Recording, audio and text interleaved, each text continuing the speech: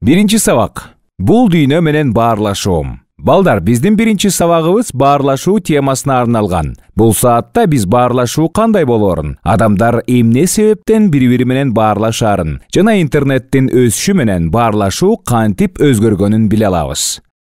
Адамдар эмне үчүн баарлашат? Адамдар жаңылыктарды билүү жана башкаларга айтып берүү үчүн, өзлөрүн жалгыз сезбеш үчүн, бирөө менен биргелешип бир нерсе жасоо үчүн, өзүнүн айланасындагы дүйнөнү таанып билүү, өз аракеттерин баалоо жана башка адамдарга таасир этүү үчүн баарлашат.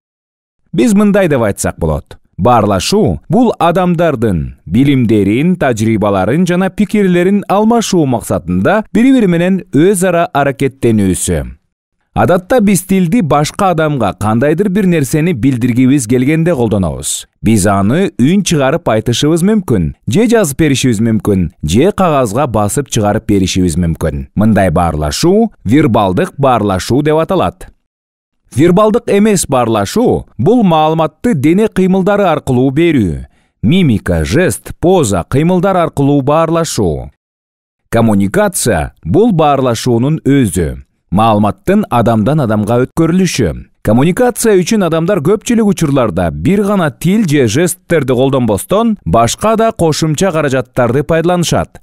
Мисалы, кагаз, телефон, радио жана башкаларды колдонот. Адамдын тарыхында коммуникация каражаты кандай өзгөргөнүн карап көргүлө. Азыр маалымат топтоо жана жеткирип берүү үчүн көптөгөн жолдор бар. Телефон, факс, интернет жана башкалар. Текст аркылуу эмоцияны кантип билдирүүгө болот. Адамдарга жазуу түрүндөгү текстке кантип жан киргизүү керектигин ойлоп табуу керек болгон. Ошондо алар өз эмоцияларын текстте атайын белгилер менен көрсөтүүнү ойлоп табышкан. Тамашалап жатканын, кайгырганын белгилери менен беришкен. Мындай белгилерди эмодзи деп аташат. Бул силер телефонуңардан көрүп жүргөн смайликтер. Дүйнөнүн кайсы бурчунда болбосун, бардык телефондордо бирдей окшош стандарттагы эмодзи топтомдору бар. Алар жылмаюуну, тамакты, суусундукту жана башкаларды чагылдырат. Смайликтер аркылуу баарлашуу көп учурда текст аркылуу баарлашууга караганда тез, түшүнүктүү жана көркөмдүү. Эгер биз кимдир бирөөнү кубаттагыбыз келсе, жөн гана баш бармагыбызды жиберип койсок болот. Же лайк.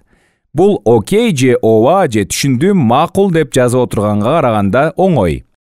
Сабактын жүрүшүндө биз мындай жыйынтыкка келдик. Адам башка адамдар менен дайыма баарлашып турат. Баарлашуу вербалдык жана вербалдык эмес болот. Заманбап жашоодо ар түрдүү каражаттар адамдардын баарлашуусуна жардам берет. Адамдар эмоцияларын электрондук каражаттар аркылуу кантип туюнтуш керектигин ойлоп табышкан. Смайликтер, эмодзилер, стикерлер.